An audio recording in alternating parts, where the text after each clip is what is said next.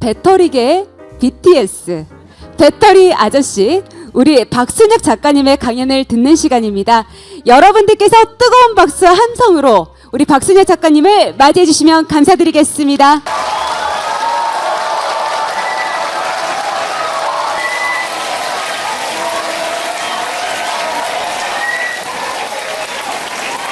예, 반갑습니다. 예, 오늘 준비한 강연 시작해 보도록 하겠습니다. 23년 하반기 투자 전략, 가는 놈이 계속 가는 이유에 대해서 설명드리도록 하겠습니다. 경력사항이 이렇게 화려합니다, 제가. 연세대학교 제가 경영학과하고 이제 심리학과를 제가 사실 부전공을 나왔는데, 그 다음에 제가 이제 대한투자신탁에서 이제 애널리스트도 하고 뭐 벤처 투자 팀에도 있었고, 이제 실제로 자산운용 쪽도 제가 많이 해서 사실은 이제 대형 그 유튜브에서 이제 유튜브를 믿지 마라, 믿지 말고 이제 제도권을 믿으라 뭐 이런 얘기를 하는데, 사실은 그 얘기하는 걔들이 유튜브고 저는 사실 제도권이에요. 제도권에서 쭉 있었어요. 제도권 중에서도 가장 좀 우수한, 가장 이제 알아주는 제도권에만 제가 쭉 있었거든요. 제가 이제 유튜브가 아니고 저는 제도권이라는 말씀을 이제 이 자리를 빌려서 드리고 싶고, 세 가지 파트를 준비했습니다. 첫 번째 파트, 시대가 바뀌면 주도주도 바뀐다. 두 번째 파트, 전기차 혁명과 K-배터리 레볼루션. 세 번째 파트에서 23년 하반기는 2차 전지가 독주한다. 이렇게 이제 세 가지로 준비했고요. 첫 번째 파트부터 시작하도록 하겠습니다. 작년에 아마 연말 정도에 이제 되게 히트 쳤었던 재벌집 막내 아들. 요게 이제 사실은 뉴 데이터 테크놀로지라고 나오는데, 이게 이제 고증이, 역사적인 고증이 사실 되게 철저한 드라마입니다. 이 드라마가. 유가 이제 영어로 한글로 바꾸면은 이제 새가 되는 거고, 그 다음에 데이터를 담는 도구가 롬이 있고 램이 있잖아요. 그래서 이제 새 롬이 되고, 그 다음에 테크놀로지를 한글로 번역하면 기술이 되잖아요. 그래서 이제 새로운 기술. 그걸 이제 영어로 번역한 게 뉴 데이터 테크놀로지인 거고요. 실제로 이제 드라마 보면은 150배 올랐다 이런 내용이 나오는데, 실제로 그때 공모 가격이 1,075원에서 시작해서 8개월 만에 15만 6,500원까지 무려 146배 올랐습니다. 고점을 치고 그 다음에 이제 떨어지기 시작했는데, 그 이후에 9달 만에 5,500원까지 마이너스 96.5%가 떨어졌었고요. 이렇게 됐습니다. 요 회사가 지금도 있어요. 이게 지금 이제 솔본이라고 이름을 바꿔갖고 여전히 상장되어 있는 회사고요. 이게 이제 왜 상장되어 있냐 하면 삼성전자 때문에 그렇습니다. 삼성전자가 이 새로운 기술을 한창 비쌀 때 유상증자를 700억을 샀어요. 삼성전자 투자한다고 해갖고 그 회사 사면 이렇게 된다는 겁니다.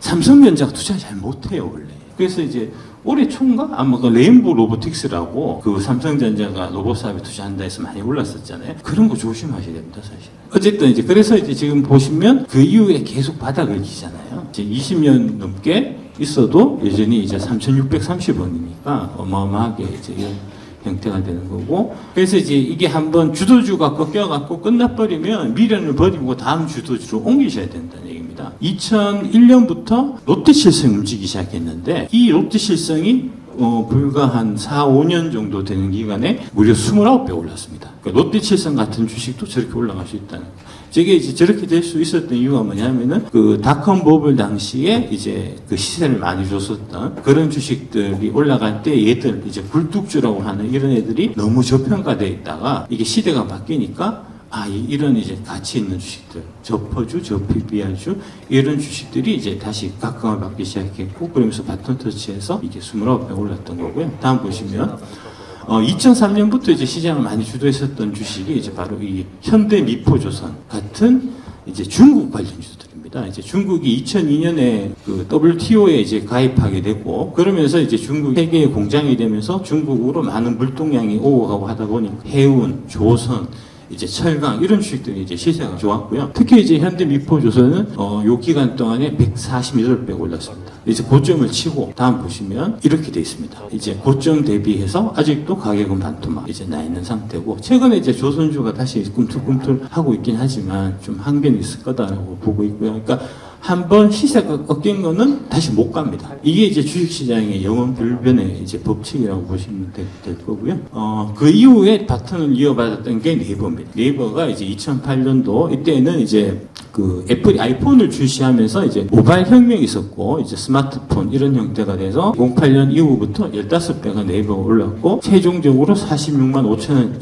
찍고 지금 산화한 상태입니다. 그러니까 지금도 보면은 이제 네이버, 카카오, 삼성전자, 하이닉스 이런 거 미래 못 버리시는 분들이 있는데 빨리 정리하셔갖고 안 대로 갈아타셔야 돼요. 이 얘기는 제가 지난 1년 전부터 계속해서 드리는 얘기입니다. 네카사마 팔아서 2차 전지를 사야 된다는 얘기는 작년부터 올해까지 1년 동안 계속해서 똑같이 드리는 메시지입니다. 그 이유가 바로 이거든요. 시대가 변하면은 결국 이제 주도주가 바뀐다는 거를 이제 이해하실 필요가 있는 거고요. 99년 상승장에서는 이제 닷컴 열풍이 있어서 새로운 기술, 다음 아마존, 야후, 시스코 같은 주식들이 많이 올랐고 2003년 상승장에서는 바톤을 이제 이어받은 게 중국 관련주, 그 다음에 가치주가 바탕을 이어받았습니다. 여러분들이 알고 계시는 이제 뭐 VIP 자산운용의 최준철이라든지, 그 다음에 신형 그 자산운용의 마라톤 펀드라든지, 한투 자산운용의 그 10년 펀드 같은 거, 그 이채원 의장님 같은 그런 분들이 이제 활동한 시기가 바로 이 시기고요. 이때가 저퍼주, 저PBR주가 되게 시세가 좋았습니다. 근데 이제 그 사람들이 아직도 저퍼주, 저PBR주만 찾고 있다 보니까 계속해서 그 펀드들이 수익률이 안 좋아요. 이게 시대가 바뀌면 바뀐 시대에 내가 그 변화에 쫓아가야 되거든요. 이제 그런 거고 2008년부터 상승장, 지금까지의 상승장에서는 이제 모바일 혁명, 아이폰이 등장하면서 세상이 바뀐 거고 아이폰과 관련되어 있는 빅테크 주식들, 팡, 마가, 그 다음에 한국에서는 네이버, 카카오, 삼성전자, 그 다음에 이제 빅테크 주식들이 다 미국에 쏠려 있다 보니까 이제 미국에 투자하자 하는 이제 사학 개미 붐이 불었고 이제 그분들이 지금 고점에서 고생하고 계시고 제가 말씀드리는 게 빤스 빨아놨다 빨리 집으로 돌아와라.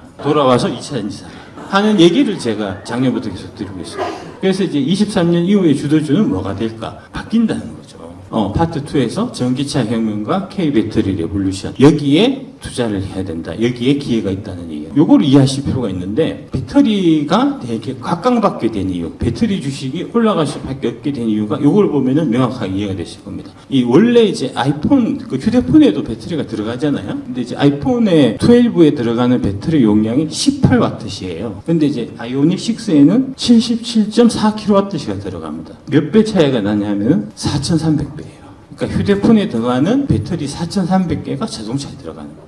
그러니까 이게 이제 얼마나 많은 양의 배터리가 필요할 거며 그러면서 이 시장이 크게 성장하고 이 시장의 규모가 크니까 그에 맞춰서 그 관련된 배터리 관련된 주식들이 시세를 줄 수밖에 없는 이제 그런 현상이 일어나는 거죠. 그래서 이제 이 반도체하고 배터리 시장의 시장 규모가 역전되는 시기가 25년으로 제가 보고 있습니다. 2025년이 되면 이게 역전이 되고요. 아래쪽에 지금 누워있는 요게 이제 메모리 디램 시장, 삼성전자, 하이닉스가 하는 시장이고, 그 다음에 2차 전지 시장은 25년부터 규모를 역전해서 그 역전돼서 계속해서 더 벌려나가는 이제 이런 형태가 되고요. 2035년 정도가 되면은 대략해서 이제 배터리 시장 규모가 그 삼성전자 하이닉스하고 있는 메모리 디램 시장 규모의 한 5배에서 10배 정도 될 거다라고 보고 있습니다. 그 얘기는 뭐냐? 2035년이 되면 LG 에너지 솔루션의 기업 가치가 삼성전자의 기업 가치보다 5배에서 10배가 된다라는 겁니다. 너무너무 단순한 거거든요. 단순하면서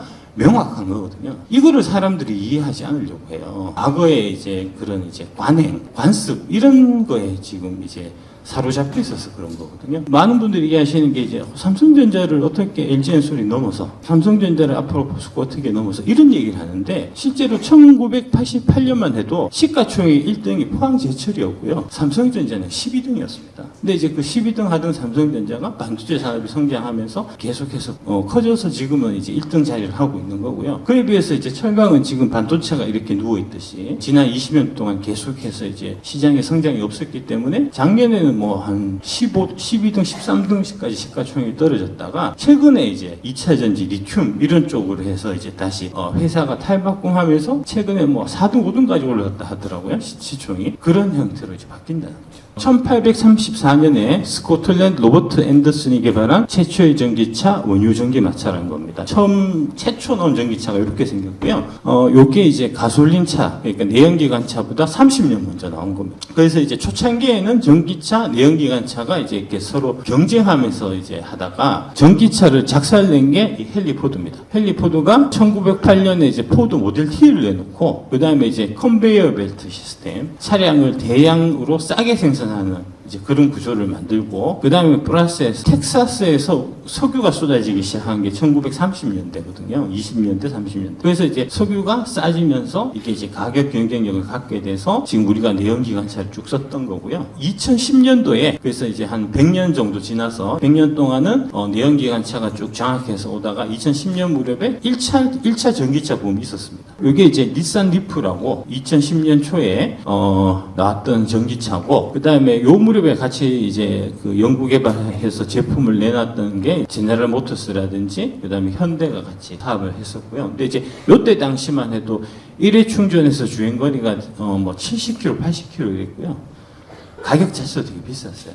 차값이. 그래서 이제 보급이 안 됐다가 이게 이제 그 배터리 가격이 이렇게 기하급수적으로 떨어지면서 대략 이제 2010년도에 킬로와트 시당 이제 1,000달러 하던 게 지금은 이제 2019년 기준으로 해서 한 156달러까지 한 8분의 1 가격으로 배터리 가격이 떨어지면서 우리가 살만해졌고, 그러면서 전기차가 이제 보급되기 시작한, 이제 그렇게 보시면 되겠습니다. 이거는 이제 많이 아실 테니까, 전기차의 심장은 배터리고 배터리의 심장은 양극재다. 양극재 기술의 진입 장벽이 엄청나게 높고, 양극재가 배터리 원가의 50%를 차지하고, K 양극재 4대 업체의 90%급 하이니켈은 독보적인 경쟁력을 가진다. 이런 이유 때문에 지금 이제 그 양극재 주식들이 특히 곽강을 받고 있고요. 이제 에코프로나 에코프로 BM이나 포스코 퓨처엠이나 이제 이런 회사들이 되게 이제 실제로 시장에서 곽강을 받고 있고, 거기하고 연결되어 있는 그 이제 양극재를 만들기 위해서 광물을 공급하는 이제 에코프로, 포스코홀딩스가 최근에 계속 곽강을 받고 있는 게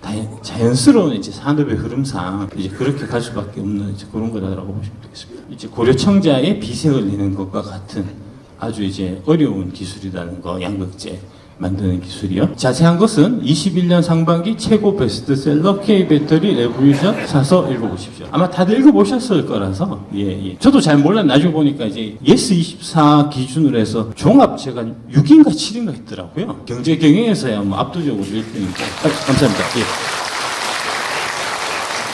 그런데 되게 웃긴 게 사람들이 주가가 안 좋고 바닥일 때 책을 사서 공부를 해야 되는데, 그래서 공부해서 싸게 사놔야 되는데, 요새 그 2차전지 주가 올라가니까 이 책이 다시 팔려요 요새. 어제 제가 보니까 또 그 경제경영 부분에서 베스트셀러 1등 했더라고요.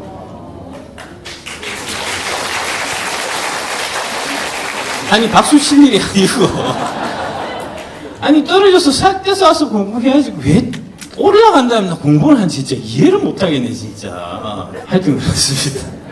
예. 사실은 이제 어떻게 생각하셔야 되냐면, 이제 지금 2차전지 주식들 이제 갖고 계신 분들, 이게 이제 2월 20일 아마 제 책이 나온 걸로 제가 기억하거든요. 그래서 이제 2월 달에 나오고 그때 책 봐서 사야 되겠다 해서 이제 3월달, 4월달, 중간에 이제 4월 이후에는 좀 조정도 있었으니까, 그때 이제 조정 때 사셨던 분들은 이제 마음이 되게 푸근하게 계실 수 있는 게, 뒤늦게 2차전지 주고 올라간다고 저거 보고 지금 살까 말까 고민하고 있는 사람들이 생긴다는 거니까, 이제 내 주식을 더 비싸게 사줄 대기자들이 있다는 거잖아요. 아주 바람직한 현상이죠. 기존에 갖고 계신 분들한테는. 아마 나중에 높은 가격에 지금 그 많이 오르는 상태에서 이제 이 책을 사서 사시는 분들은 아마 초반에 좀 마음고생을 하셔야 되지 않겠나. 처음에 2월, 3월, 4월 달에 주가가 막 올라갈 때 이 책을 보고 처음에 사셨던 분들이 처음부터 수익이 난 게 아니거든요.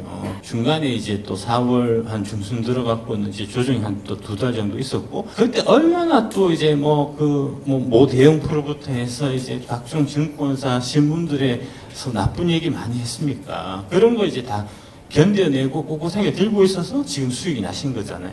이제 똑같은 그런 이제 수업료를 이제 지금 사서 읽고 뒤늦게 들어오신 분도 사실 내셔야 되고, 그게 다 이제 인지상정이니까요. 장지현 사장이 조선 비즈 기자하고 이제 인터뷰에서 한 얘기가, 전기차 경쟁은 배터리 확보에 있다고 해도 과언이 아닐 정도여서 중국산 배터리를 사용하게 됐다, 이렇게 얘기했거든요. 그러니까 무슨 얘기냐면은, 차가 아무리 좋아봐야 배터리가 원활하게 확보가 안 되면 사업이 안 된다는 얘기입니다.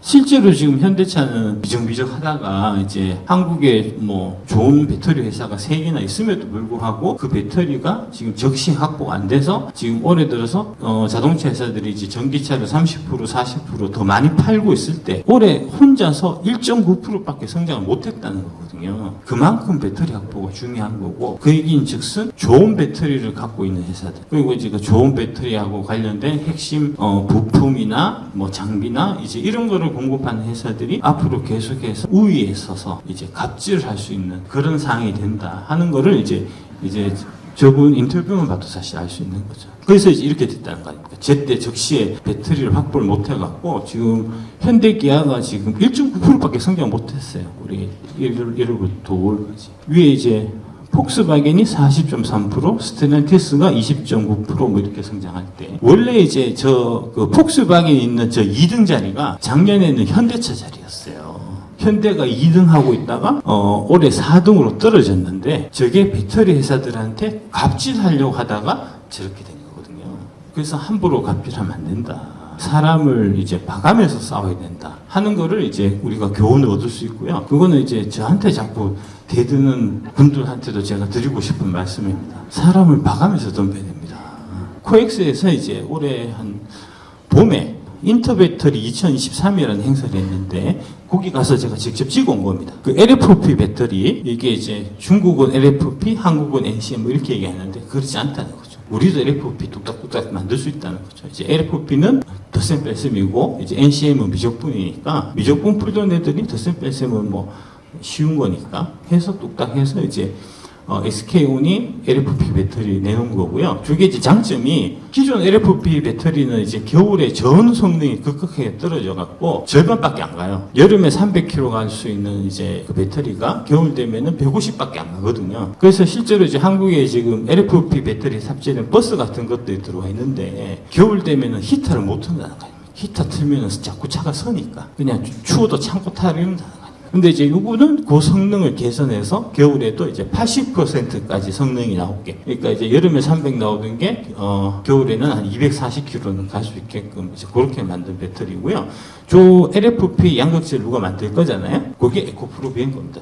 LG에도 이거 만들었고요. LG는 이제 파우치셀, LFP 파우치셀을 만들어갖고, 저게 이제 일단은 테슬라 쪽 이제 ESS 쪽에 들어가는 걸로 지금 돼 있고요. 추가적으로는 이제 테슬라가 모델 2라는 좀 저가형 모델을 만들려고 하거든요. 거기에도 아마 들어갈 걸로 지금 예정돼 있는 것 같습니다. 그 다음에 이제 LFP도 결국은 한국 걸 써야 된다. IRA 때문에 중국 이제 CAT에 LFP 쓰면은 보조금을 못 받기 때문에 요거를 이제 대체하는 수요가 이제 있을 거다는 이제 그런 얘기고요. 요게 이제 그 LFP가 자꾸 싸고 NCM 비싸다는 이제 그거를 이제 한 번에 반박할 수 있는, 요 차가 이제 세보레 그 이코녹스 EV라는 이제 전기차거든요. 이게 아마 올해 연말이나 아마 내년 초 정도에 나올 걸로 지금 예정되어 있는데, 이코녹스는 지금 이제 전기차 말고 그냥 이코녹스는 시중에 아마 돌아다니는 차가 있을 겁니다. 그걸 이제 전기차로 바꾸는 거거든요. 이게 지금 $30,000의 저가형으로 나와요. 근데 그게 NCMA 파우치 셀로 나오거든요. 가능하다는 겁니다. NCMA가 비싸지 않아요. NCMA 파우치가 LFP에 비해서 전혀 비싸지 않다는 것을 이제 보여주는 사례다라고 보시면 되겠습니다. 그래서 이제 요 결국은 2030년 무렵이 되면은 요 이제 10개 중에 한 5개 정도만 이제 살아남게 될 거다라고 볼 수가 있는데, 보면 답이 그냥 사실 다 나와 있어요. 여기 22년 점유율을 보시면 5등 삼성 SDI가 11.3이고 6등부터가 중국 회사들인데 6등부터 갑자기 2.0으로 확 떨어지잖아요. 차이가 급격하게 벌어지니까 이제 그만큼의 기술적 격차가 있다고 보시면 되고, 밑에 애들 다 탈락, 위에 5, 플러스해서 이제 한국에 이제 금량까지 해서 6개 중에서 5개가 남는 그런 그림으로 갈 거다라고 보시면 되겠습니다. 요 파트가 핵심입니다. 23년 하반기는 2차 전지가 독주한다. 이제 왜 그런지 그 이유를 제가 설명드리겠습니다. 다음 보시면 전설로 떠나는 월가의 영웅이라고, 이게 이제 피터 린치 책이거든요. 요 책이 이제 제가 막 95년에 아마 나온 책일 거예요. 제가 이제 주식 막 입문해서 저도 이제 막 배우고 할 때, 그때 이제 제일 먼저 접했던 책이고, 밤에 잘 안 오시면 이 책 한번 사서 옆에 두시고 한번 읽어보시면 좋고요. 내용이 되게 좀 쉽게 써져 있어요. 그리고 이제 이분이 되게 저를 닮아서 좀 유머러스 하시거든요. 그래서 책도 되게 유머러스하게 쓰셔갖고 K-배터리 레볼루션처럼 잘 읽히는 책입니다. 그래서 이제 한번 사서, K-배터리 레볼루션은 벌써 한번 3-4번 다 보셨을 테니까 제 다음 책 나오기 전까지 한번 사서 한번 보시면 괜찮지 않겠나 싶고요. 이거를 제가 유튜브에서 얘기를 한번 했었거든요. 어디서 몇 군데에서 제가 했는데, 이게 지금 역주행하고 있어요. 아 진짜로. 그 이제 S24 경제경영 서적 보면은 이게 갑자기 8등인가 하고 있어요. 지금. 제가 몇 번 얘기했던. 근데 뭐 그만큼 이게 사실은 지금 현 상황에서 이제 투자하시는 분들이 꼭 읽을 만한 버전이기도 하니까 예, 제가 말씀드린 거고. 그래서 이게 이제 그 국일 그 출판사거든요, 제 책이. 그래서 국일 출판사 사장님이 저한테 전화를 하셨더라고요. 한번 보고 싶다고, 한번 뵙고 싶다고. 그래서 제가 얘기했죠. 꺼져. 거기랑 저는 뭐 책 쓸 생각은 없으니까 이제 뭐 그런 얘기 했었고요. 여기에 이제 핵심적인 얘기가 결국 주식의 운명을 결정하는 것은 이익이다. 장기적인 시장에서 흐름을 주도하는 것 역시 이익이다. 주가가 이익을 훨씬 앞서 올라갔다면 이것은 위험한 징조다. 주가가 가대평가되었는지 즉시 판단하는 방법은 주가선과 이익선을 비교하는 것이다. 이익이 늘어난 만큼 주가가 정상이라는 거고요. 그러면 우리는 이제 앞으로 이익이 많이 늘어날 회사를 찾으면 되고 아니면은 이익이 많이 늘어나 있는데 주가가 안 오른 회사를 찾으면 되잖아요. 그게 작년 에코프로였다는 겁니다. 이게 에코프로거든요. 에코프로의 주가는 이익 증가만큼 이제 올랐다는. 여기 보시면은 매출 성장률을 한번 보시면 분기에 지금 이제 22년 1사분기에 전분기 대비해서 매출이 30%가 늘었어요. 그 다음 분기에 다시 81%가 늘었고, 그 다음 분기에 다시 32%가 늘었고, 그 다음 분기에 다시 28%가 늘었다. 저는 제가 이제 30년 동안 이제 주식계 몸담으면서 여러 가지 업종, 여러 가지 종목들을 많이 봤는데 성장 속도가 이렇게 빠른 주식은 처음 봅니다. 한 해 30% 성장하는 것도 정말 고속 성장이거든요. 근데 얘는 분기에 30%씩 성장을 하니까 심지어 2, 4분기는 81% 성장했다는 거예요. 그러니까 저렇게 매출이 성장한 게 결국은 요 아래쪽에 보시면은 영업이익 성장률 613%로 찍힌 거고, 그러면은 주가가 6배가 올랐어야 되는데 안 올랐단 말입니다. 그래서 제가 이때 75,000 할 때 30배 올라가겠는데 사실은 깊게 생각하고 한 얘기는 아니에요. 이거 비밀인데 그냥 대충 한 30배는 가도 이거 안 비싸겠다. 그냥 그런 느낌으로 그냥 얘기했는데 그때가 75,000원이고 지금 뭐 110만 원, 150만 원 갔을 때가 그러면은 20배 오른 건가요? 몰랐죠, 나도. 알았으면 내가 집 팔아가지고 더 샀지, 나도. 그랬다는 거 아닙니까?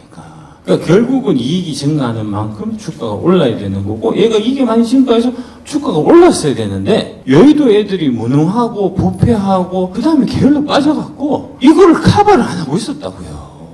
왜 커버를 안 했냐면 2차전지 담당자들한테는 내가 물어보니까 제가 이제 작년에는 애널리스트들하고도 많이 친했습니다. 밥도 많이 먹고. 지금은 이제 관계가 많이 멀어졌지만 작년에 친했어요. 친하려고 내가 이제 밥도 많이 사주고 그랬었거든요. 그래서 이제 그 만날 때마다 에코프로 이거 좀 커버 좀 해라. 근데 이제 걔들이 하는 얘기가 이거 지주사라서 나는 지주사는 하기 싫다. 지금 하는 것도 일 많은데 뭐 하나 더 해갖고 일 늘리기 싫다. 이렇게 얘기하더라고요. 그래서 내가 지주사 담당한 애널리스트한테 가서 얘기했거든요. 지주사를 담당하시는데 이게 에코프로가 정말 좋은 지주사고 이게 2차전 쪽에 성장이 막 이렇게 뭐 앞으로 되게 유망한 지주사니까 이거를 좀 커버를 하면 어떻겠냐라고 하니까 나는 4대 재벌 그 지주사 아니면 담당 안 해 이러더라고요. 그래서 저걸 놓쳤다는 거 아닙니까?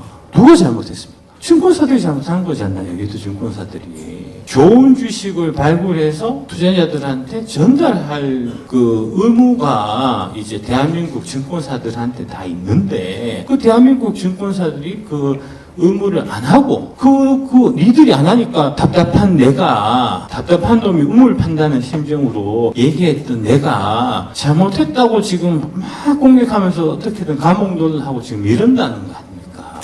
세상이 이렇게 돌아가야 되겠습니까? 어쨌든 간에 그래서 이제 보면 21년에 얘가 이제 매출액이 1조 5천억에 영업이익이 860억 나던 회사가 작년에 5조 6천억 매출에 영업이익 6,132억이 났고요. 올해 연말에는 8조 1천억에 9,483억의 영업이익이 날 걸로 지금 예상이 되고 있거든요. 아마 저거보다 훨씬 더 날 겁니다. 저거는 좀 이제 축소해서 된 걸 거고 일단 이제 저거를 기준해서 보면 영업이익이 총 11배가 늘었어요. 21년 연말에 제가 주가가 11만 4천 원이었거든요.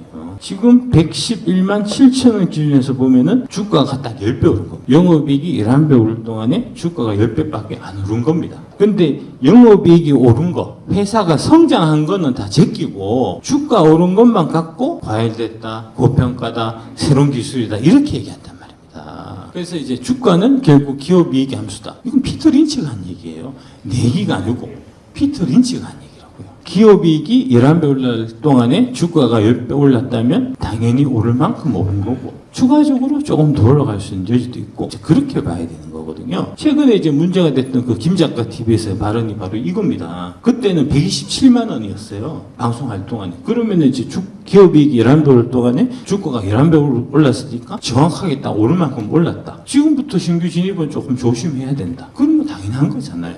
근데 그거를 배터리 아저씨를 어떻게든 죽이려고 혈안된 각종 신문사, SBS, 비즈, 연합뉴스, 연합뉴스 뭐 이런 데서 그거를 막 꼬아갖고 배터리 아저씨가 비싸다고 했다 팔라고 했다 왜 안 파냐. 언제나 사락했더만 갑자기 팔라 그러니까 걔는 사기꾼이 아니냐. 막 이런 식으로 지금 몰아간다는 거 아닙니까. 왜 이렇게 하는지는 도대체 이해를 못하겠습니다. 그래서 일단은 좀 조심하려고 합니다. 이익은 제자리에 주가만 올랐으면 그것은 거품이라고 볼 수 있습니다. 피터 린치는 그걸 거품이라고 봤을 겁니다. 이 회사 같은 경우에 2021년에 영업이익이 1조 3천억이었고요. 22년에 1조 3천 조금 줄었고요. 올해 이제 좀 늘어나서 1조 4,465억으로 지금 예상은 되고 있는데 아마 저거 이제 맞추기는 좀 어려울 것 같습니다. 어쨌든 그런데 그러니까 이제 21년, 22년, 23년 3년 동안에 영업이익이 대략 한 20% 정도 증가한 거예요. 그럼 주가가 20% 딱 올랐으면 좋잖아요. 근데 지금 보시듯이 10만 4천 하던 게 46만 5천 원까지 4.5배 올랐으니까 거품이란 말입니다. 그래서 저게 터질 거잖아요. 터졌습니다. 터져서 최근에 20만 원 초반대에서 지금 왔다 갔다 하고 있는 저 주식이 바로 네이버입니다. 그래서 제가 네이버 팔아야 된다. 그러니까 네이버를 다시 살려면 과거처럼 이익이 매년 30%, 40% 증가하는 흐름이 나와야 돼요. 안 나오면 사시면 안 됩니다. 근데 이제 지금 보면은 나오기 좀 어려워 보이죠. 지금 이제 네이버의 그 최대 주주가 이제 그 이혜진 그 의장님인데 그분이 이제 은둔의 CEO 이렇게 불리거든요. 그래서 어디서 뭐 하는지 알 수가 없어요. 지금은 위기 상황이어서 그분이 앞으로 나와서 이거 진두지휘해서 이 구조 자체를 아예 확 바꿔버려야 되거든요. 그러니까 안 되는 거는 다 버려버리고 될 거에 집중해서 이제 힘을 실어줘야 되는데 지금 이제 그런 사람이 없는 거 아닙니까? 카카오도 그건 사실 좀 마찬가지예요. 다음 보시면 이익은 줄었는데 주가가 그대로면 그것도 거품이라고 볼 수 있습니다. 이 회사는 이제 21년에 영업이익이 한 51조 가까이 났던 회사예요. 22년, 23년 줄어서 올해는 한 11조 정도 날 걸로 그렇게 지금 이제 예상이 되고 있습니다. 그러면 이제 요 이익이 주는 만큼 주가가 많이 떨어져야 되는데 실제로는 보시듯이 그렇게 많이 떨어진 건 아니에요. 최근에 이 회사가 이제 지금 한 7만 2천 원 정도 하고 있는데 이 회사가 바로 삼성전자입니다. 그래서 제가 삼성전자 팔아야 된다고 얘기합니다. 삼성전자에 지금 이제 보시면 21년에 이제 51조 하던 게 이제 11조 4천억이니까 5천억이니까 이제 영업이익이 78% 지금 빠진 건데 그에 비해서 주가는 7만 1,700원 기준으로 했을 때 25%밖에 안 빠졌거든요. 위험한 겁니다. 그러면. 요거를 좀 더 떠나갖고 지금 삼성전자의 가장 큰 문제는 성장이 지금 멈춰 있다는 게 사실은 가장 큰 문제입니다. 삼성전자가 영업이익이 제일 높았던 때가 2018년이에요. 2018년에 59조를 기록했었고요. 그 이후에 그 59조를 넘어선 적이 없습니다. 벌써 몇 년입니까? 2019, 20, 21, 22, 23. 5년 동안 계속 성장이 정체되어 있는 거거든요. 24년이라고 달라질 것 같지 않나요? 25년도 마찬가지일 거거든요. 그럼 7년 동안 성장이 없다는 얘기입니다.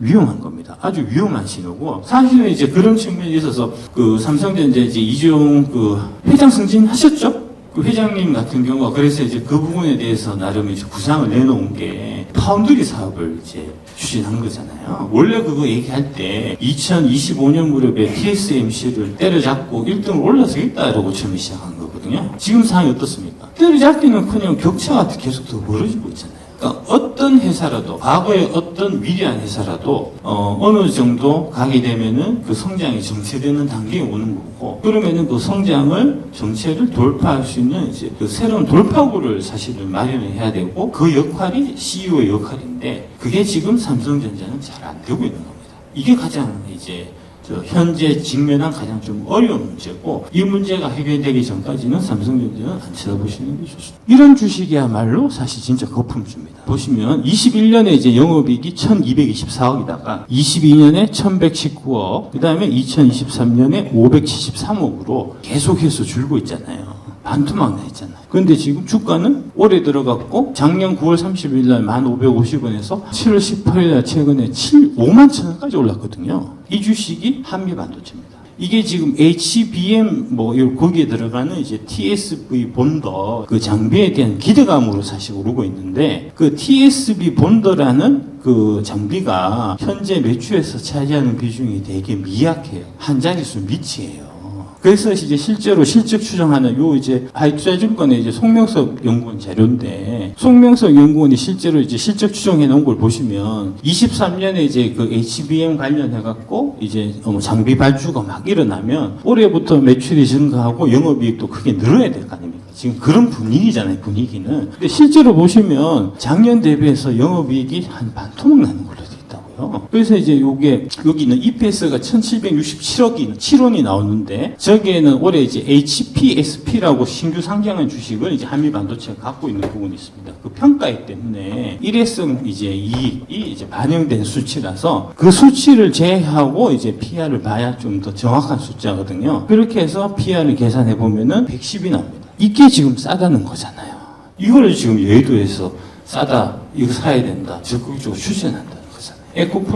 에코프로 BM이 지금 PR이 많이 올랐어요. 사실 주가 많이 올라갔고, 원래는 그렇게 PR 자체가 높지 않았는데, 최근에 많이 올라서, 아마 50배에서 한 60배 정도 사이가 될 겁니다. 그거는 지금 설명을 못 하겠다고 하는 거고, 너무 올라갔고, 이 110배는 앞으로 유망하니까 싸니까 사라라고 얘기한다는 거 아닙니까? 얼마나 모순입니까? 근데 이제 이 PR이라는 게 사실은 올해 실적만 갖고 볼 건 아니고요. 이제 앞으로 미래 성장성이나 이제 이런 부분들이 추가적으로 반영이 돼야 되기 때문에 이제 내후년까지 사실 같이 봐야 돼요. 그래서 이제 보면 내년에 24년에도 그 HBM TSV 본더 이런 것들이 좀 더 팔리고, 내년 되면은 이제 올해보다는 내년에 이제 반도체 장비 관련해서 기존 장비들도 좀 더 잘 팔릴 테니까 좀 회복된다는 걸 가정하고 봤을 때 영업이익을 한 990억 정도 지금 이제 잡고 있는 거고요. 그렇다고 하더라도 PR은 67입니다. 25년이 되더라도 50배 정도 될 거라고 하이투자증권의 송명섭 연구원이 지금 이제 밸류에이션을 하고 있는 거거든요. 실적 추정을 그렇게 하고 있는 거거든요. 비싸다고 봐야죠. 이런 게 사실은 셀 리포트 나와야 되는 겁니다. 요 리포트는 5월달에 나오는 거예요. 5월달에 22,600원을 목표 주가로 해서 이제 원래는 바이였다가 주가 많이 올랐다. 지금부터는 더 올라가기 좀 어렵겠다 해서 이제 홀드, 보유로 의견을 낮춘 거거든요. 22,600원을 목표 주가로 해서. 근데 그 이후에 지금 5만원까지 갔으니까 당연히 보유인 의견을 매도로 이렇게 이제 바꿔줘야지 사실 맞는 건데, 김현수 연구원이 그 에코프로 매도 리포트 써가지고 이제 용감한 애널리스트하고 칭찬받았다는 거 아닙니까? 용감하게 써줘야 된다고. 그럼 내가 칭찬해 드릴게, 나도. 그죠? 그렇게 해야 된다는 거거든요. 근데 안 그렇잖아요. 이게 그래서 제가 여의도 증권사들, 애널리스트들의 리포트, 의견 이런 것들이 제가 이상하다고 얘기를 안 할 수가 없고요. 얘기를 안 할 수가 없어서 했는데 신변의 위협을 느끼고 있습니다. 좀 도망다녀야 될 것 같습니다, 진짜. 너무하지 않나요, 진짜? 가치에 대해서 잠깐 좀 말씀드리면, 객관적이고 주관적인 가치의 상호작용이다 라고 이제 키에르 케고르께서 이제 말씀하셨는데, 요거를 중점적으로 말씀드리겠습니다. 이분이 이제 그 조지 소루소라고 이제 헤지펀드 쪽에서는 이제 제일 유명하신 분이죠. 이제 이분 책도 제가 젊었을 때 많이 읽었습니다. 이제 금융의 연금술이라든지 이런 거 되게 많이 읽었었고요. 이분이 말씀하시는 그 내용이 이제 죄기성 이론, 리플렉스티 티어리라고 있습니다. 그거에 대해서 좀 설명을 드리겠습니다. 대체적으로 이제 그 투자 관련된 교과서, 투자론 교과서 이런 데서는 이제 어떤 식으로 가르치냐면, 기업 가치의 상승이 주가의 상승을 가져온다라고 나와요. 근데 이제 이 조지 소로스는 거기서 더 나가갖고, 기업 가치의 상승이 주가의 상승을 가져오면 그 올라간 주가 때문에 기업 가치가 올라가게 된다는 거예요. 처음에 기업 가치가 상승해서 주가가 올랐고, 주가가 올랐으니까 그 오른 주가 때문에 기업 가치가 또 상승하고, 기업 가치가 상승하니까 주가 또 오를 거 아닙니까? 그런 식으로 이제 이게 원인과 결과가 서로 영향을 끼치면서 계속해서 올라가는,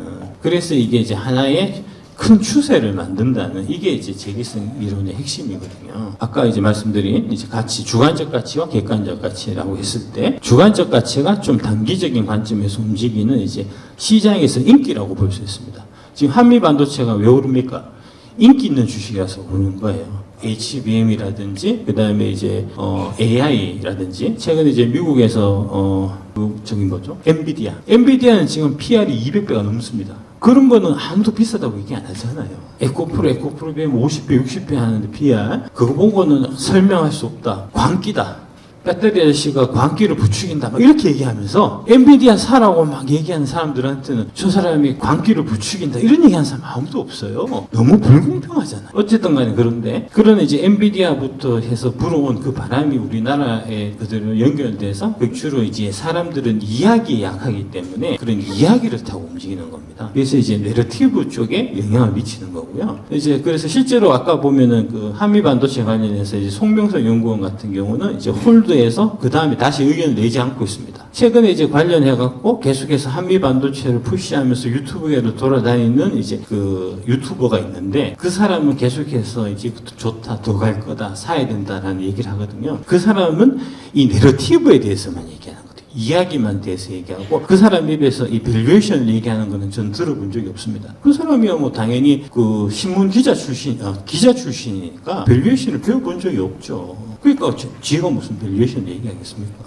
그런 사람이 진짜 유튜브고요. 나는 제도권이란 말입니다. 정통 애널리스트라고요, 나는. 그래서 저는 이제 이 내러티브도 중요하지만 이 넘버, 밸류에이션도 여러분들한테 말씀을 계속 많이 드리는 거고 이 두 개가 서로 이제 사고 작용을 일으켜야 된다는 거예요. 그러니까 이제 이 두 가지가 사실은 다 중요합니다. 숫자만 있어서 주가가 올라가는 것도 아니고 내러티브에서 주가가 올라갈 경우에 그 내러티브는 쉽게 꺼지기 때문에 장기적으로 좀 올라가기가 어려워요. 그러니까 어떤 얘기냐면 이제 이 내러티브에서 올라간 주가가 실적에서 이제 뒷받침이 되면 그러면은 그 내러티브는 더 강화되고 그러면 그 강화된 게 다시 실적에 영향을 미치고 이러면서 선순환이 일어나서 추세적으로 상승하는 그런 일이 일어나는 거고요. 그러니까 이제 에코프로를 기준해서 말씀드리면 한국의 에코프로 BM이 전 세계 최고의 양극재 회사로 앞으로 이제 전기차 혁명 시대를 이끌어갈 거다. 이거는 내러티브잖아요. 그 내러티브를 제가 이제 많은 분들한테 전파를 했고 그게 이제 사회적으로 동의를 얻어가지고 주가가 오르기 시작한 거고 실제로 나중에 넘버를 까보니까 그게 실적으로 더 반영된 거잖아요. 그러면서 제 얘기가 더 이제 설득력을 얻게 된 거고 저를 믿고 지지하시는 분들이 더 많아지게 된 거고 그렇게 돼서 그 내러티브는 더 강화되고 그 강화된 내러티브 때문에 에코프로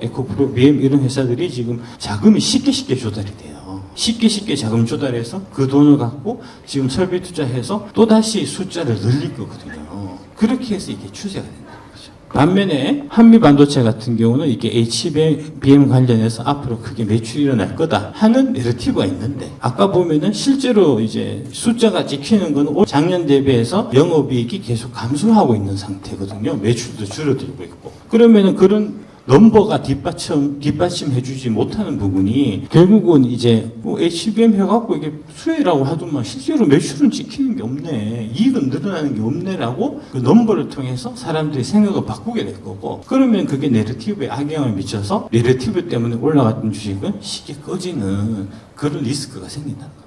지금 이제 반도체 관련해서 계속해서 이제 작년 12월부터 올해 들어서 이제 그 여의도 기관들이 계속해서 내러티브를 밀어붙이고 있는데 그 내러티브가 이런 넘버스에서 끝끝내 확정이 안 되면 그러면은 그 시세는 상당히 좀 단명될 수밖에 없는 그런 가능성이 있다 하는 부분은 항상 염두에 두고 보셔야 됩니다. 조지 소로스의 이제 주장을 정리하면 요 세 가지로 정리할 수 있습니다. 첫 번째로 경제 실체와 금융 시장이 서로 영향을 미치고 있다. 두 번째로 이제 경제 실체에 무언가 불균형이 생기면 그것은 시정되지 않고 날이 갈수록 확대되는 경향이 있고 세 번째로 금융 시장에 어떤 변화가 일어나면 그 같은 움직임이 일단 하나의 경향으로 자리 잡게 된다. 이렇게 이제 세 가지인데 특히 첫 번째 부분 경제 실체와 금융 시장이 서로 영향을 미치고 있다는 겁니다. 여의도에서 2차전지 산업을 좋게 평가하면 한국의 2차전지 산업이 발전하는데 큰 영향을 미쳐요. 좋은 영향을 미친단 말입니다. 여의도에서 한국의 2차전지 산업을 까고 중국의 2차전지 산업을 띄우면 중국의 2차전지 산업한테 좋은 영향을 미치고 한국의 2차전지 산업에 악영향을 미친단 말입니다. 제가 작년 초반에 처음 IR을 맡았을 때 상황이 그랬어요. 여의도에서 한국의 2차전지 산업을 까고 중국의 2차전지 산업을 띄우고 있었단 말입니다. 제가 어떻게 해야 되겠습니까? 당연히 그거를 시정해야 될 거 아닙니까? 제대로 본 모습을 알리기 위해서 노력해야 될 거잖아요. 그래서 열심히 노력했습니다. 열심히 노력해서 이제 각종 유튜브도 나오고 그다음에 시대의 명작 K-배터리 레볼루션도 내고 그러면서 이 여의도의 분위기를 바꾼 거잖아요. 그래서 그 결과 그게 실제로 시장에 반영돼서 2차 전지 산업의 주가들이 올라가면서 지금은 작년처럼 중국 배터리 기술이 한국 배터리 회사들 기술력보다 우수하다. 이런 얘기 하는 사람 다 사라졌어요. 그거 누가 사라지겠습니까? 내가 했다고요, 내가.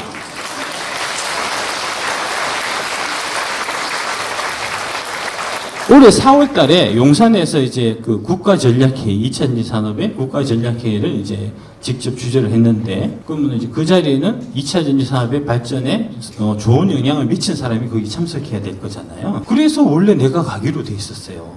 산업자원부 장관이 K-배터리 레볼루션의 저자, 박순영 이사, 저 사람이 2차 전지 산업의 발전을 위해서 노력하는 공이 크니까 그 자리에 꼭 초청해서 이제 5분 스피치를 하게 하자 해서 제가 원래 가기로 돼 있었어요. 그런데 금융감독원장이 중간에 끼어들어갖고 잘라버리고 저 대신 들어간 사람이 김현수라는 거예요. 이게 말이 됩니까, 이게. 하여튼 뭐 그렇습니다. 지금 썩은 게 아니고요. 제가 젊었을 때부터 썩어 있었어요.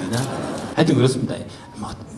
그래서 결론적으로 이런 이유 때문에 한번 오르기 시작한 주식은 상상 이상으로 오르는 경향이 있고 한번 떨어지기 시작한 주식은 상상 이상으로 떨어지는 경향이 있다는 겁니다. 이런 경향성이 생긴다는 겁니다. 이게 이제 그 조지 소로스의 재기성으로는 이제 모형이고요. 또는 이제 신한금융 숫자에서 이제 내놓은 이제 이런 형태고, 지금 상황이 대체적으로 보면은 사람들이 드디어 추세를 인식하는 상태가 되는 겁니다. 이제 A를 지나갔고 지금 B, C 단계에 들어선 상태라고 보시면 돼요. 이제 추세가 형성돼서 작은 미니 버블이 막 생기려고 하는 그런 시점이라고 보시면 됩니다. 그래서 이제 이게 미니 버블이 막 생겨갖고 작년부터 에코프로, BM이나 뭐 이제 2차전지 배터리 시설 종목 위주로 투자를 해서 수익이 많이 나서 좋긴 한데 내가 봐도 이게 이래도 되나 싶을 정도로 사실은 지금도 사실 이래도 되나 싶을 정도로 오르긴 했어요. 나도 이렇게 크게 벌어본 적이 없어 솔직히.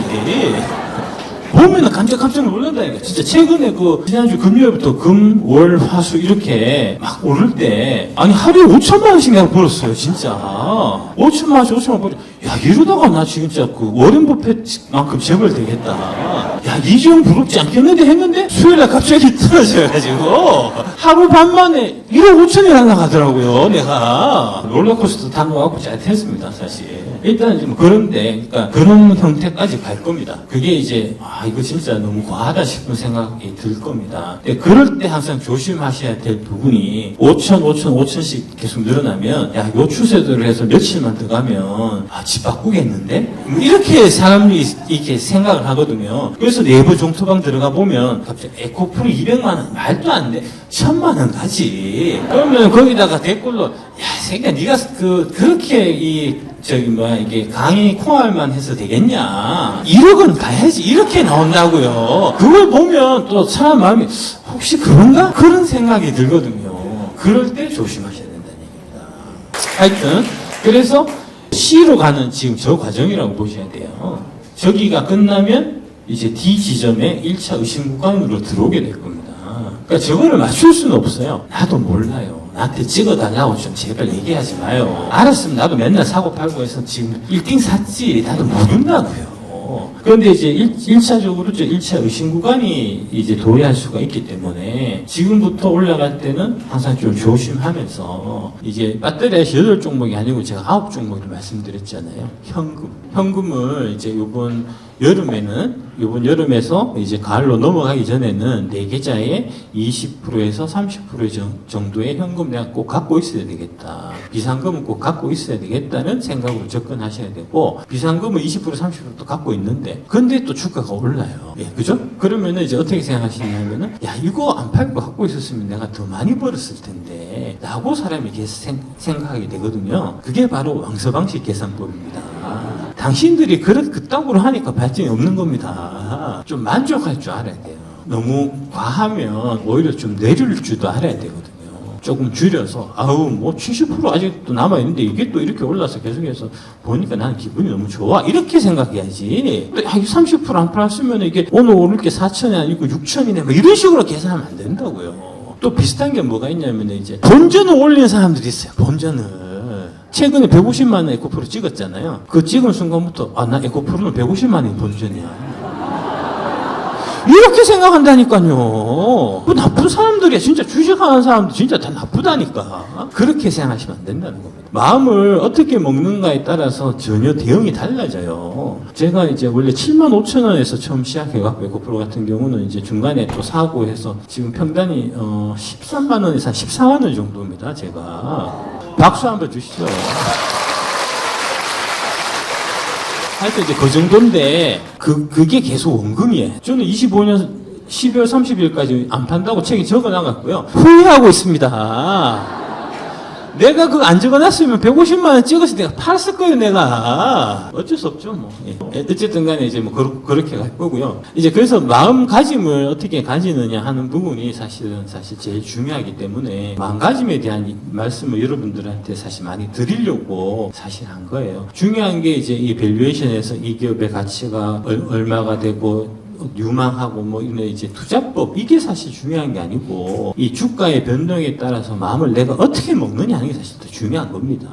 지난주 같은 경우에 진짜 급등락이 있었잖아요. 해서 이제 막 해서 150만 원 찍고 나중에 이제 최종적으로 98만 원까지, 98만 5천원까지 갔다가 어제 또 올라서 110만 원으로 사실 끝났는데, 그거를 이제 150만 원 갔을 때 내가 계좌를 보고 원금 이렇게 해서 적어 놓으면, 그죠? 몇천쯤 날라가 있잖아요. 분하잖아요. 분해서 잠이 안 올 거 아닙니까? 그러면 안 된다고요. 사실 지난주에 이제 금요일부터 해서 수요일 오전까지 많이 올랐다가, 그 다음에 이제 수요일 오후, 목요일 떨어졌고, 금요일 다시 회복을 해서, 지난주 금요일 대비해서, 그러니까 지난주 주말에 비해서 지금 현재 주말을 비교해 보면 차이가 거의 없어요. 그냥 그 가격이거든요.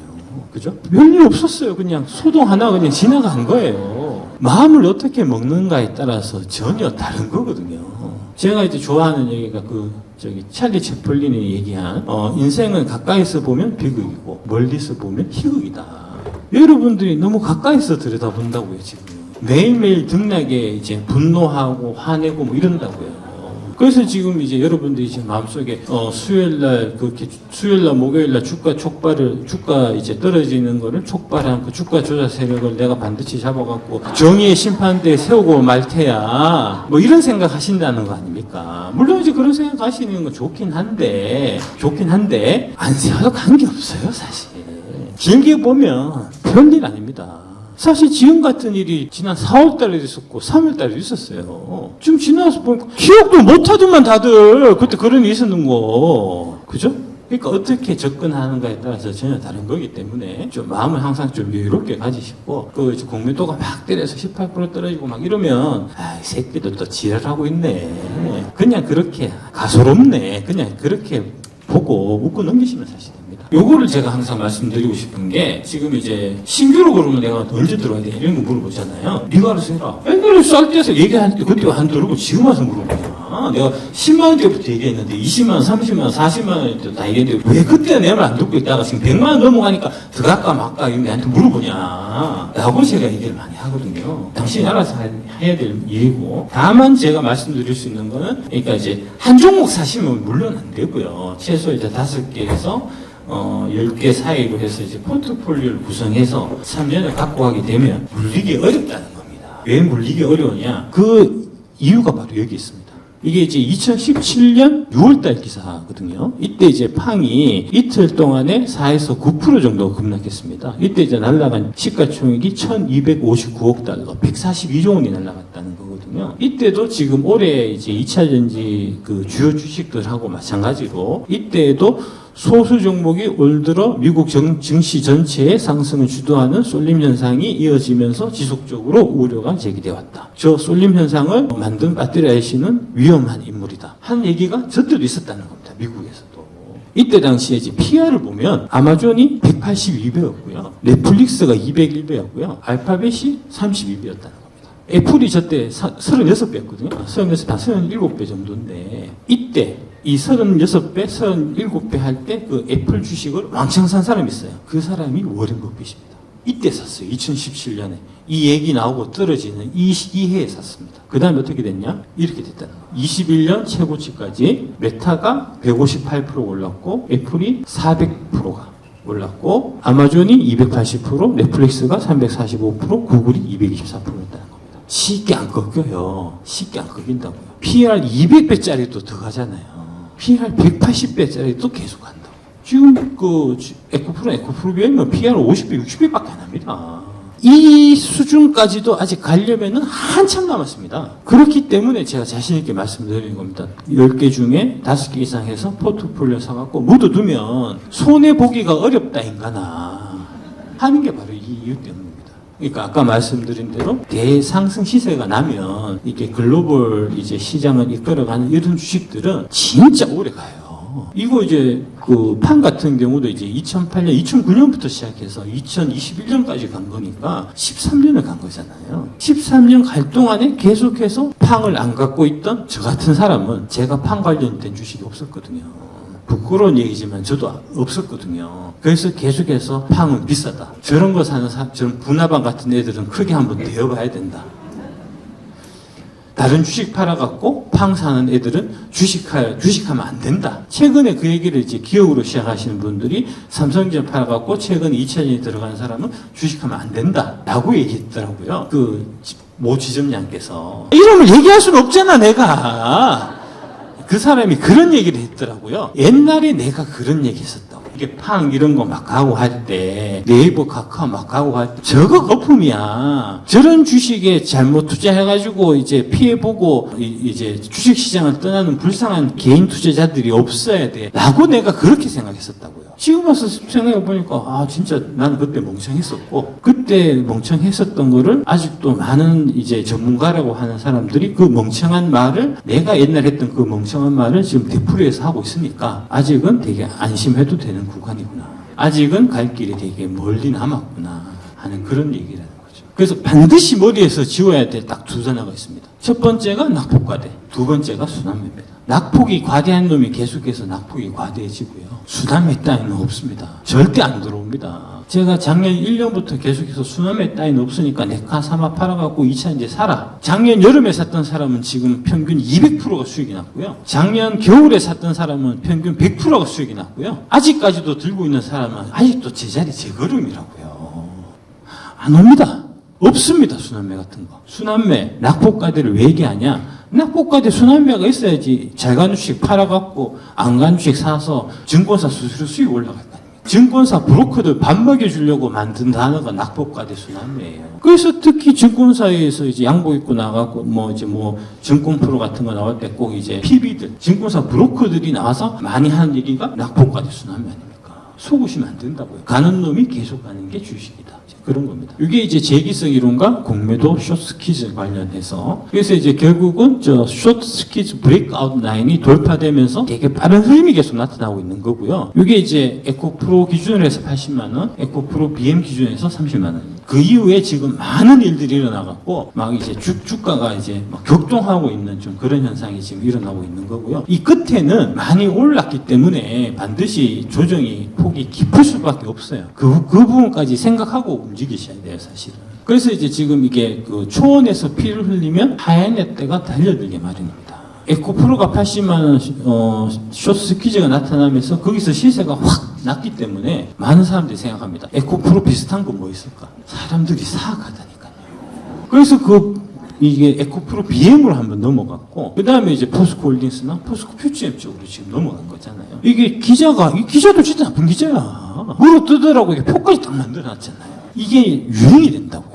그래서 이제 지금 중요한 부분이 결국은 롱숏입니다. 롱숏. 4월달, 5월달에 올라가는 주식이 있고, 4월, 5월에 이제 여의도 기관들, 그 다음에 이제 그 홍콩이나 싱가포르의 이제 검은머리 외국인들이 2차 전지를 공매도를 되게 극심하게 썼잖아요. 팔면 반대로 현금이 생겨서 그걸로 사게 돼 있거든요. 그럼 걔들이 뭘 샀을까? 그 사서 갖고 있는 종목은 지금 아주 조심해야 되는 종목이라는 얘기입니다. 근데 그거를 알 수 있는 힌트가 대형풀을 보면 나와요. 여기 주로 나와서 이런 주식 좋다라고 막 얘기한 주식이 걔들이 많이 갖고 있는 주식일 가능성이 많거든요. 그래서 지금 패가 딱 드러난 게 엔터주. 실제로 이제 원래 저 김동완 프로가 종목을 얘기 안 합니다. 아침에 업종 같은 거 얘기 안 해요. 근데 저 엔터주 얘기를 2번 했습니다. 그 얘기는 아주 친한 사람이거나 아주 이제 이 브로드캐스팅에 도움을 많이 주는 사람이 부탁을 했을 가능성이 있다는 겁니다. 그것도 간곡하게 100% 그렇다는 건 아닙니다. 그럴 가능성이 있다는 겁니다. 그리고 실제로 그 이후에 보면은 이제 이 방송하고 난 다음에 저 방송 나왔을 때가 하이브가 30만 원이었어요. 그 이후에 기간 매물이 계속 나오면서 주가 계속 떨어지더라고요. 그 다음에 핫한 반도체 없으면 멘붕 온다. 아, 반도체 조심해야 되는구나. 그 다음에 조선업 이제 시작해보자. 조선업 조심해야 되는구나. 그 다음에 핫한 2차 전지만큼 폐배터리 영향도 무궁무진하다. 2차 전지 중에서도 폐배터리는 조심해야 되는구나. 이렇게 생각하셔야 된다는 겁니다. 그러니까 공매도를 쟤들은 다 때려잡아갖고 쟤들을 꼭 감옥에 넣어야 돼 이렇게 생각하지 말고 공매도를 역이용하실 생각하셔야 된다. 타이거 자산운용은 아실 겁니다. 이제 4월달에 공매도 쳤다가 에코프로는 공매도 쳤다가 수익률이 나빠져갖고 이제 사과문 썼던 그 운용사입니다. 롱숏으로 유명한 이제 여의도의 그 자산운용사인데 저기서 뭘 갖고 있냐? APTC라는 반도체 장비업체 5% 갖고 있습니다. 5%를 넘었기 때문에 지금 신고를 한 거고요. 저게 이제 되게 독특한 게 뭐냐 하면 보통 저런 자산운용사는 이제 APTC가 큰 종목이 아니에요. 시총이 큰 게 아니거든요. 저런 시총이 적은 종목을 많이 갖고 있는 경우가 잘 없습니다. 왜 그러냐 하면 사서 주가가 오를 때는 좋지만 손님이 환매해달라고 해갖고 주식을 팔게 되면 5%를 팔게 되면 주가 어떻게 되겠습니까? 폭락한다고요. 그래서 유동성 리스크 있는 종목들은 원래 이제 이 자산운용사들이 안 건드립니다. 제가 이제 자산운용 대투에서 제가 이제 2000년 1무렵에 3,500억 되게 크게 했었으니까 대형주 위주로 하거든요, 원래. 근데 저런 중소형 장비주를 갖고 있다는 거거든요. 저거는 까딱 잘못해갖고 진짜 이제 여기에 상황이 나타나게 되면은 심각하게 이제 주가가 하락하고 그 주식을 아무도 안 사는 그런 리스크가 생길 수가 있거든요. 근데 지금 5%를 갖고 있어요. 그래서 조심하셔야 된다는 겁니다. 폐배터리가 사실은 이제 폐배터리 하면 제가 항상 폐배터리는 두 회사가 있다. 에코프로, 포스코홀딩스다. 이렇게 제가 말씀드리잖아요. 아마 지난주 금요일인가 그때 방송했을 때 이제 교보증권의 최고의 연구원이 나와갖고 폐배터리 얘기했는데 에코프로, 포스코홀딩스 얘기는 단 한마디도 안 하고 성일하이텍, 세비캠 얘기만 하고 왔거든요. 성일하이텍 얘기를 왜 했냐? 이것 때문에 그렇습니다. 보호예수.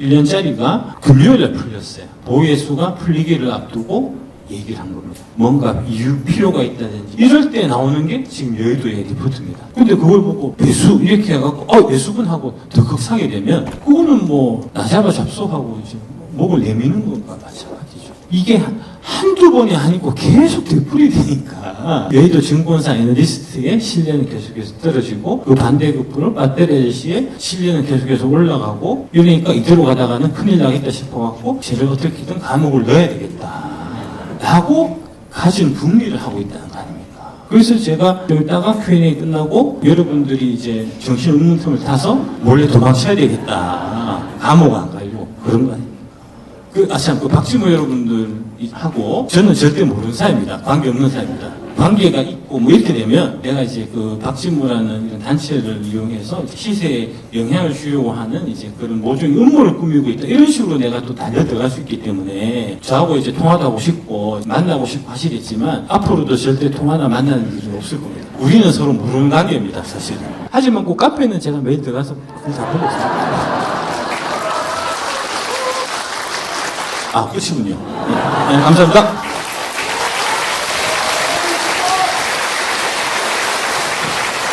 네, 우리 박순혁 작가님의 강연 정말 잘 들었습니다. 여러분, 박순혁 작가님께 다시 한번 큰 박수 부탁드리겠습니다.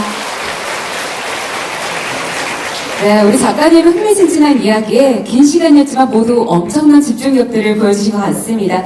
현장에서 들으니까 더더욱 귀에 쏙쏙 박히시죠? 네, 이제 강연의 2부가 이렇게 끝났고요. 궁금하신 사항들은 3부 Q&A 시간에 다시 진행이 되니까 3부도 많이 기대해 주시고 잠시 여기서 쉬었다 가도록 하겠습니다.